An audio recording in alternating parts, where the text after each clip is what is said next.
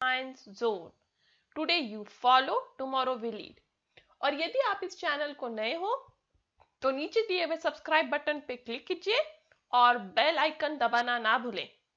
आपने हमारे videos miss किए हैं तो ऊपर दिए हुए आई बटन पे क्लिक करके आप हमारे प्रीवियस वीडियोस देख सकते हो। यदि आपको हमारा टेलीग्राम ग्रुप ज्वाइन करना है तो आप नीचे एक लिंक दिया हुआ है डिस्क्रिप्शन में, उस पर क्लिक करके हमारा टेलीग्राम ग्रुप ज्वाइन कर सकते हो।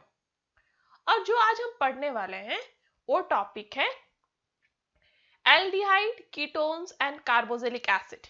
ये टॉपिक नंबर 12 है जो Maharashtra state board syllabus standard 12 का है।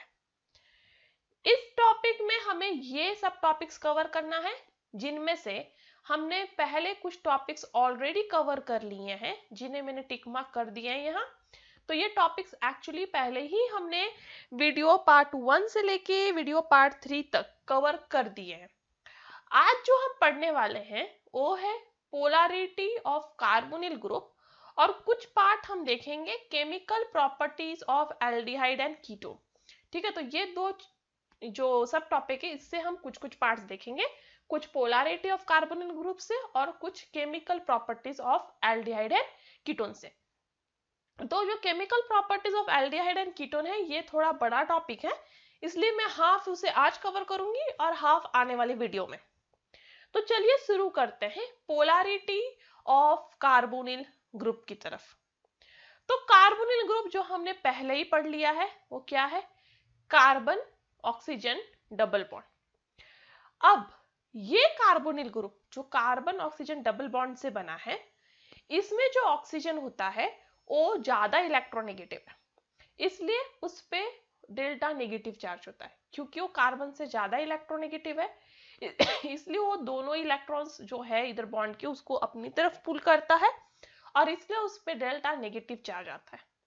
कार्बन अपने इलेक्ट्रॉन्स को ऑक्सीजन की तरफ दे रहा है इसलिए इलेक्ट्रॉन डिफिशिएंट हो रहा है और इसलिए उस पे डेल्टा पॉजिटिव चार्ज आता है, और इसकी वजह से इस बॉन्ड में पोलैरिटी आती है। Polarity means two poles, negative and positive. दूसरा थिंग, इस पोलैरिटी नेचर के वजह से वहां रेजोनेंस भी पॉसिबल है। पहला ये है, जो पहला रेजोनेटिंग स्ट्रक्चर वो ये है। सेकंड ये जहां ये बॉन्ड पूरी तरह ऑक्सीजन की तरफ चला जाता है, ऑक्सीजन नेगेटिव और कार्बन पॉजिटिव। बट ये थोड़ा अनस्टेबल है, इसलिए आप ज्यादातर मॉलिक्यूल को मेजर इसमें पाओगे जो स्टेबल स्टेट है। और इसका रेजोनेंस हाइब्रिड है ये। रेजोनेंस हाइब्रिड मतलब आपको पता होगा, आपको पार्शियल बॉन्ड दिखाना है और डेल्टा पॉजिटिव और डेल्टा नेगेटिव चार्ज। अब इससे पूरा कंक्लूजन क्या है, इससे पूरा कंक्लूजन ये है कि कार्बोनिल कार्बन जो है वो पॉजिटिवली चार्ज है। पॉजिटिवली चार्ज है मतलब वो इलेक्ट्रॉन डिफिशिएंट है। ठीक है, तो कार्बोनिल कार्बन पे पॉजिटिव चार्ज है मतलब उसमें इलेक्ट्रॉन की कमी है, और इसके वजह से कार्बोनिल कार्बन जो है वो है इलेक्ट्रोफाइल। इलेक्ट्रोफाइल मतलब इलेक्ट्रॉन लविंग। तो उसके खुद के पास जब इलेक्ट्रॉन की कमी है तो दूसरे इलेक्ट्रॉन्स को तो अपनी तरफ बुलाएगा, इसलिए वो इलेक्ट्रोफाइल है, दैट इज इलेक्ट्रॉन लविंग। अब ये इलेक्ट्रोफाइल है, इलेक्ट्रॉन डिफिशिएंट है, इसलिए कोई भी न्यूक्लियोफाइल, न्यूक्लियोफाइल मतलब एक ऐसा स्पीशीज जो अपना इलेक्ट्रॉन डोनेट कर सकता है, वो इजिली इस कार्बोनिल कार्बन पे अटैक करेगा, क्योंकि वो इजिली अपना इलेक्ट्रॉन डोनेट करना चाहेगा और कार्बोनिल कार्बन लेना। इसलिए कार्बोनिल कार्बन हमेशा सब्सिस्टेबल होता है अटैक ऑफ न्यूक्लियोफाइल से, मतलब उस पर ज्यादा संभावना है कि न्यूक्लियोफाइल आके उस पर अटैक करे। अब हम मूव करते हैं reactivity of aldehyde and ketones की तरफ। अब सारे एल्डिहाइड की रिएक्टिविटी, एल्डिहाइड और कीटोन की रिएक्टिविटी किस पे डिपेंड होती है, पोलैरिटी ऑफ कार्बोनिल ग्रुप पे। इसका मतलब जो आपका इलेक्ट्रोफिलिक कार्बन है उस पे। इलेक्ट्रोफिलिक कार्बन इलेक्ट्रॉन डिफिशिएंट है, इसलिए वो कोई भी न्यूक्लियोफाइल से इजिली अटैक हो जाता है कि वो रिएक्शन दे सके, और इसलिए एल्डिहाइड और कीटोन की पूरी रिएक्टिविटी किस पे डिपेंड है, आपकी इलेक्ट्रोफिलिक कार्बन पे।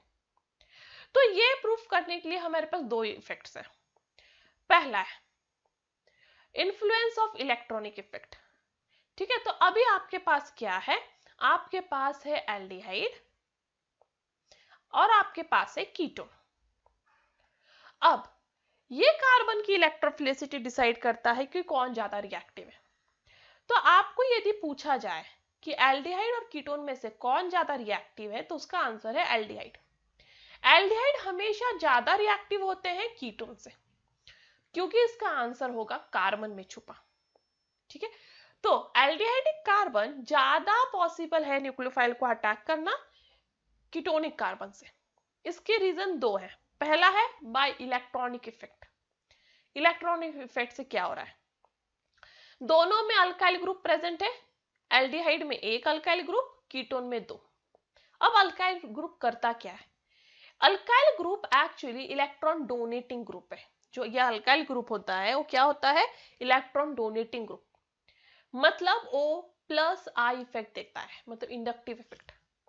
मतलब वो अपने इलेक्ट्रॉन्स को किसकी तरफ डोनेट करता है, कार्बन की तरफ। अब ये अल्काइल ग्रुप एल्डिहाइड में एक ही प्रेजेंट है और कीटोन में दो।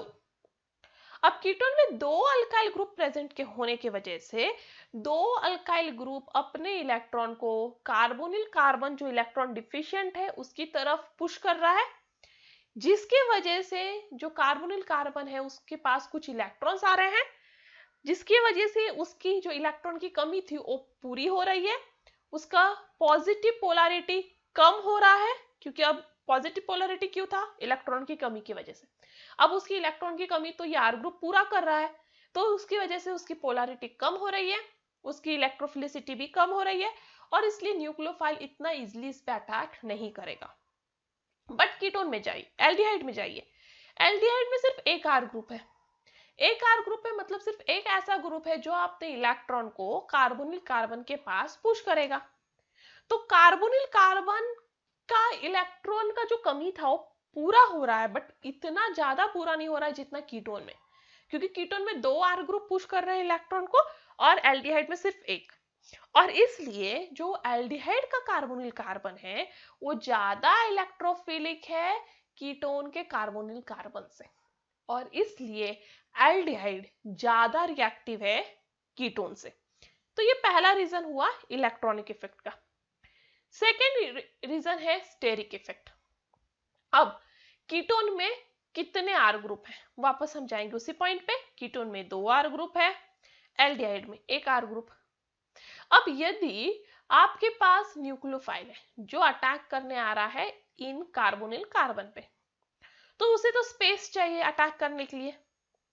अब यदि आपके पास ज्यादा आर ग्रुप प्रेजेंट है, तो मतलब ज्यादा स्पेस ऑलरेडी कंज्यूम्ड है, तो न्यूक्लियोफाइल क्या इजीली अटैक कर पाएगा कार्बोनिल कार्बन पे, नहीं। बट एल्डिहाइड के केस में वो कर पाएगा, क्योंकि वहां पे एक ग्रुप ऑलरेडी छोटा है और दूसरा भले ही कितना ही बड़ा हो पर दूसरा एक ऑलरेडी छोटा है, वो स्पेस दे रहा है न्यूक्लियोफाइल को आके अटैक करने के लिए, क्योंकि वहां पे लेस क्राउडिंग है। और इसलिए न्यूक्लियोफाइल इजिली अटैक करेगा एल्डिहाइड के कार्बोनिल कार्बन पे, ना कि कीटोन के, क्योंकि कीटोन में स्टेरिक प्रॉब्लम है, क्योंकि दो आर ग्रुप प्रेजेंट है। तो ये दो रीजन के वजह से एल्डिहाइड हमेशा ज्यादा रिएक्टिव है देन कीटोन। अब हम मूव करते हैं chemical properties of aldehyde and ketones की तरफ। तो एल्डिहाइड और कीटोन में दोनों में कार्बोनिल कार्बन प्रेजेंट है, बट एक कार्बोनिल कार्बन में हाइड्रोजन अटैच है और एक में दोनों भी अल्काइल ग्रुप। अब ये डिफरेंस जो है वो हम कुछ टेस्ट से पता लगा सकते हैं, जिससे हम कंफर्म कर सकते हैं हमारा गिवन कंपाउंड एल्डिहाइड है या कीटोन। तो पहले हम देखेंगे, देखिए एल्डिहाइड और कीटोन के टेस्ट। तो अब एल्डिहाइड जो है वो इजिली ऑक्सीडाइज हो सकता है कार्बोक्सिलिक एसिड को, इसलिए एल्डिहाइड एक्चुअली रिड्यूसिंग एजेंट का काम करता है towards mild oxidising agent. Sorry, if आप एक कोई माइल्ड ऑक्सीडाइजिंग एजेंट लें, मतलब वीक ऑक्सीडाइजिंग एजेंट, तो उसके सामने आपका एल्डिहाइड और कीटोन कैसे रिएक्ट करेगा, रिड्यूसिंग एजेंट की तरह, क्योंकि वो ऑक्सीडाइज कर लेगा खुद को कार्बोक्सिलिक एसिड में। बट कीटोन में डायरेक्टली अटैच हाइड्रोजन नहीं होता, जो कार्बन कार्बन को डायरेक्टली अटैच नहीं होता, इसकी वजह से कीटोन ऑक्सीडाइज ही नहीं होता है। तो पहला टेस्ट जो आपके एल्डिहाइड और कीटोन को अलग करता है वो ये है कि एल्डिहाइड ऑक्सीडाइज होते हैं बट कीटोन नहीं। नेक्स्ट है ऐसे टेस्ट जो सिर्फ एल्डिहाइड ही दे सकता है, ना ही कीटोन। तो पहला टेस्ट है शिफ्ट टेस्ट।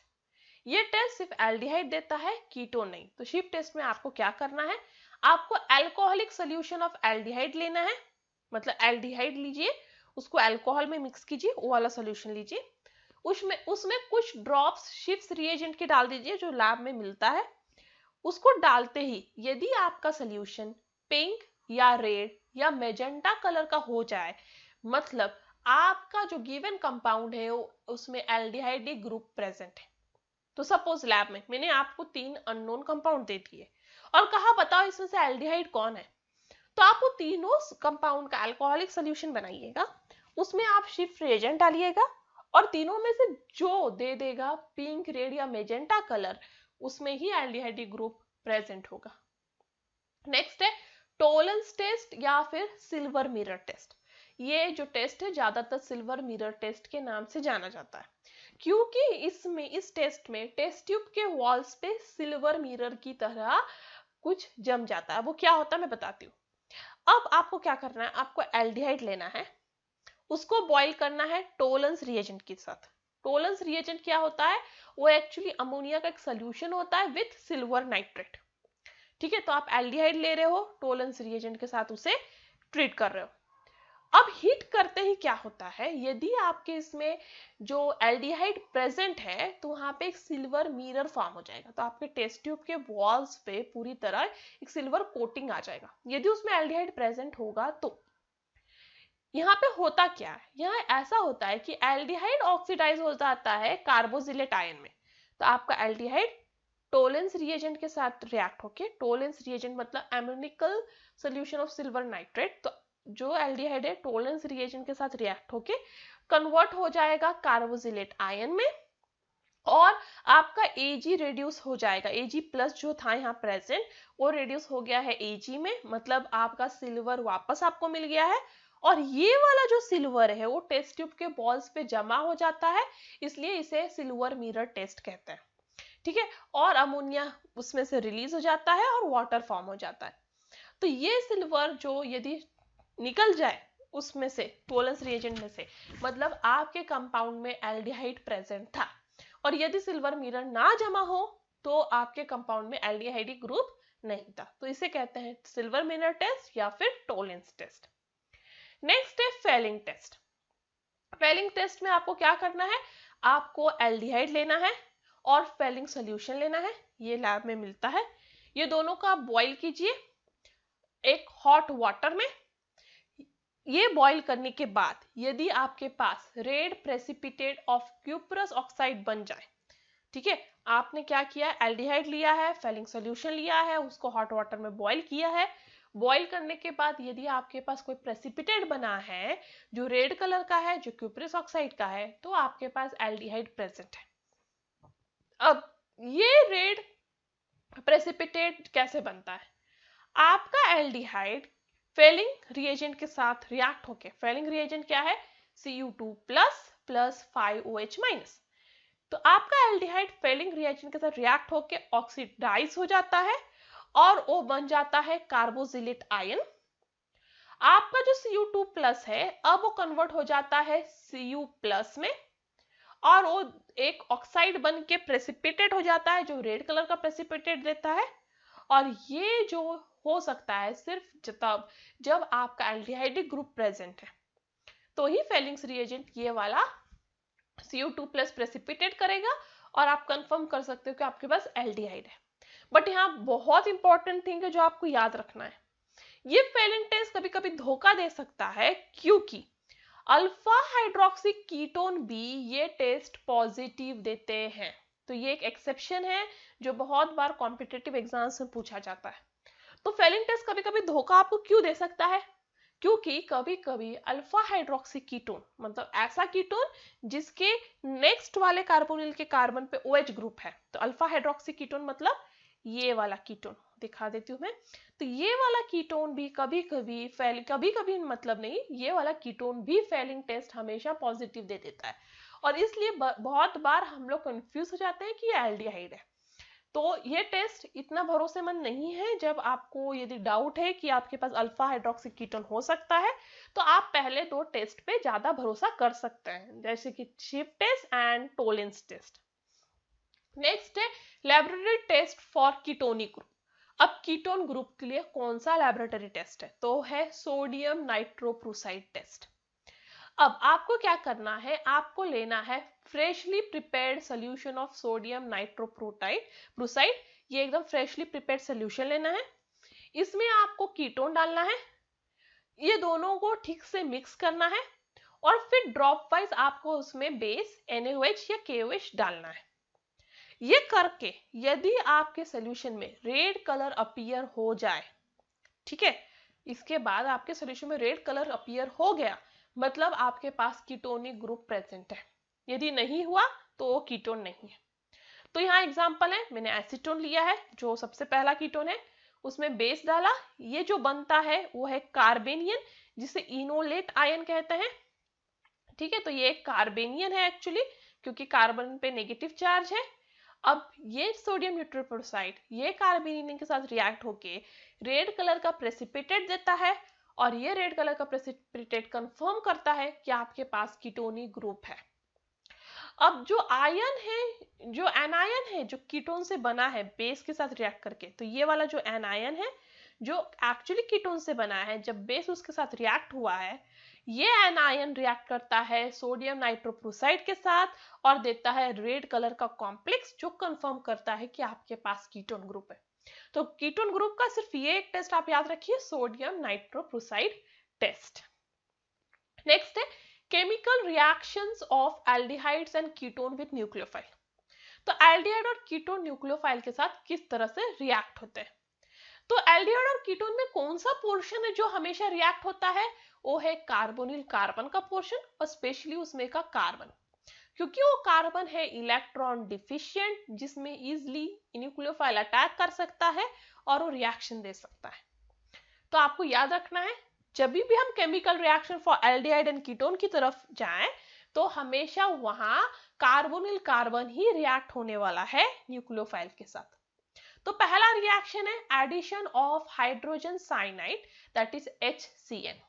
तो HCN आपके कार्बोनिल कार्बन से कैसे ऐड होता है, तो HCN एक्चुअली एक वीक एसिड है जो कार्बन ऑक्सीजन डबल बॉन्ड की में ऐड हो जाता है।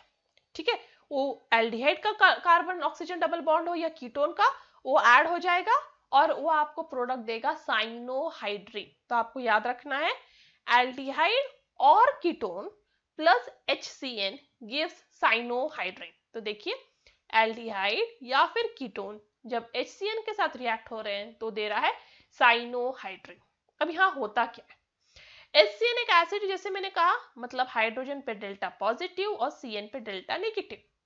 तो ये जो नेगेटिव पार्ट है रिएजेंट का, और अटैक करेगा आपके कार्बोनिल ग्रुप के पॉजिटिव पार्ट पे, जो है कार्बन।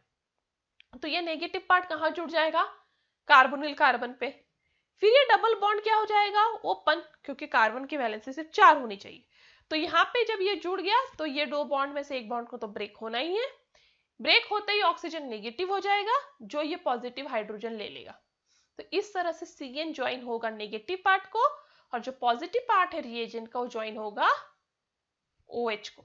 तो CN कहाँ ज्वाइन हो रहा है, पॉजिटिव पार्ट में, और हाइड्रोजन कहाँ ज्वाइन हो रहा है, नेगेटिव पार्ट में। बस इस तरह से आपका साइनोहाइड्रीन बन रहा है।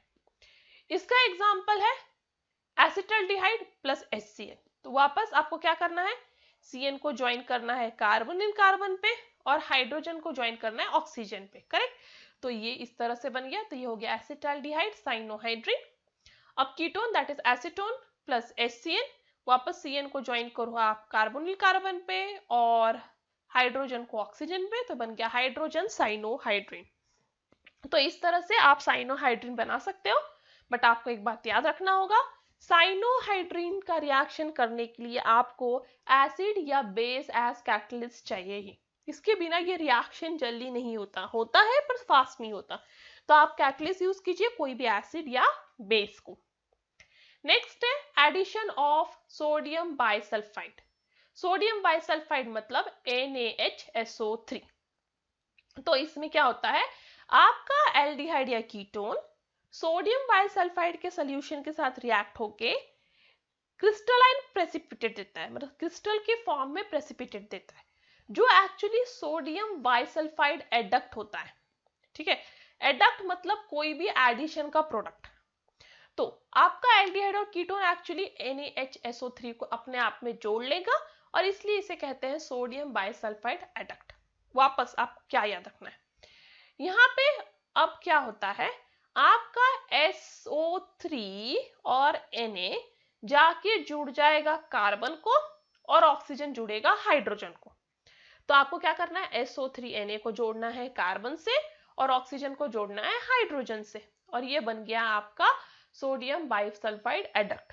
यहाँ मैंने एसिटाल्डिहाइड यूज किया है इसलिए यहाँ बन रहा है acetaldehyde sodium bisulphide adduct. Next में एसीटोन लिया है, वापस SO3Na को आप जोड़ दीजिए कार्बन से और ऑक्सीजन को जोड़ दीजिए हाइड्रोजन से, तो बन गया एसीटोन सोडियम बाइसल्फाइड एडक्ट।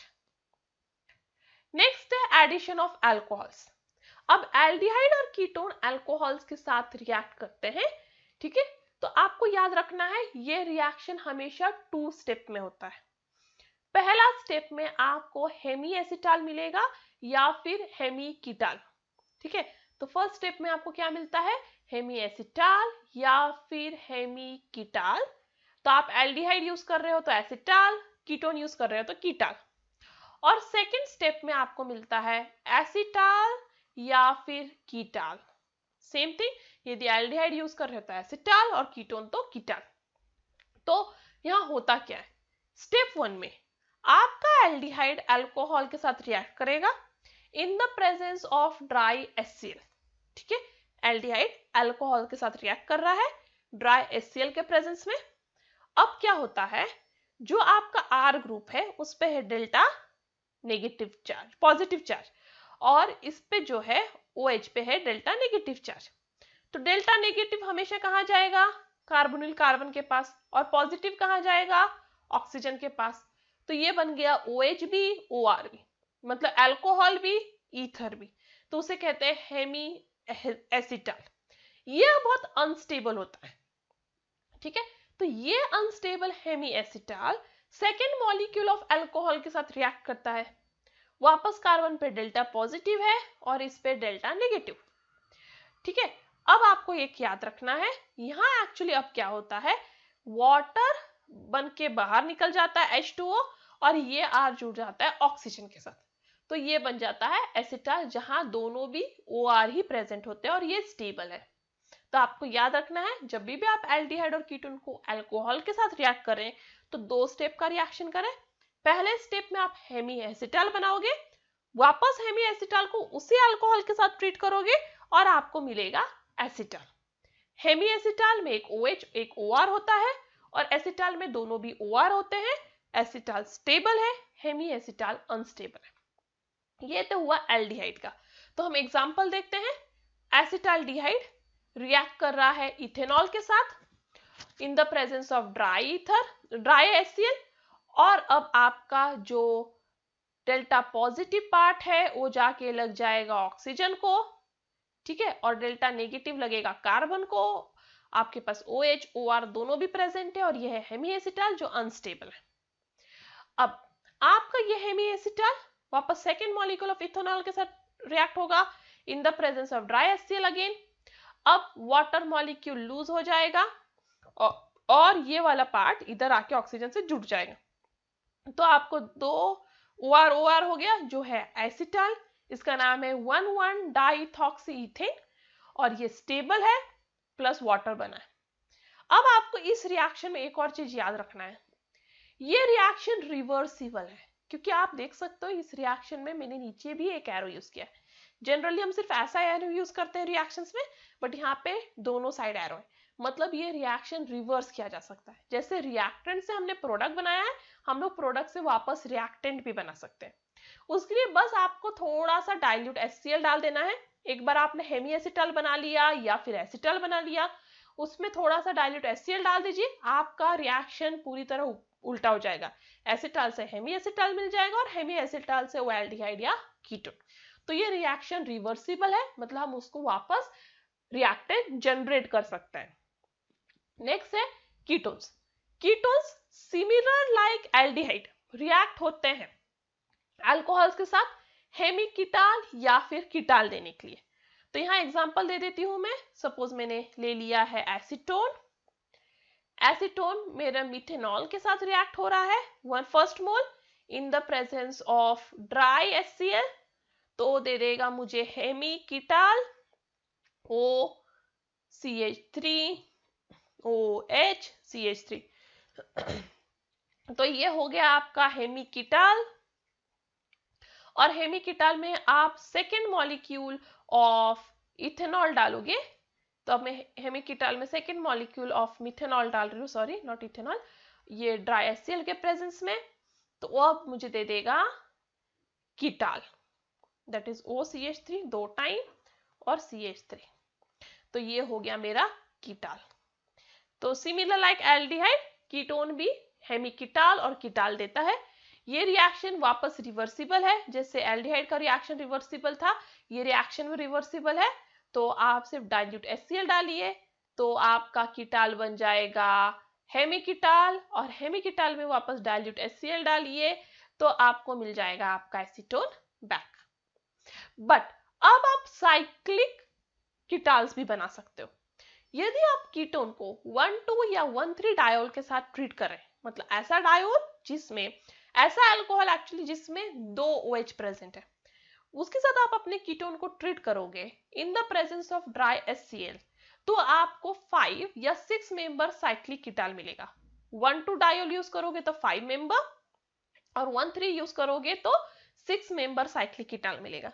तो यहाँ मैंने 1,2 डायोल का एग्जांपल लिया है, जहाँ कीटोन 1,2 डायोल के साथ रिएक्ट हो रहा है, तो आपको बेसिकली ये ऑक्सीजन हटाना है और यहाँ 2 बॉन्ड ऐसे बनाने हैं।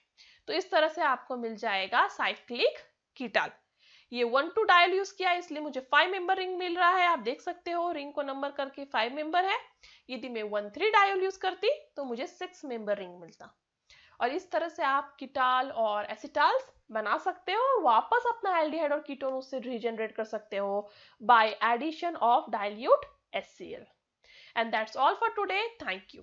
If you have any doubt, any comment, any suggestion, you are free to do that on askyourdoubt04@gmail.com. If you like my video, give me a thumbs up. Share this video to more and more of your friends. And before departing, don't make excuses. Make improvements. And then only you can success in life. That's all for today. Thank you. Stay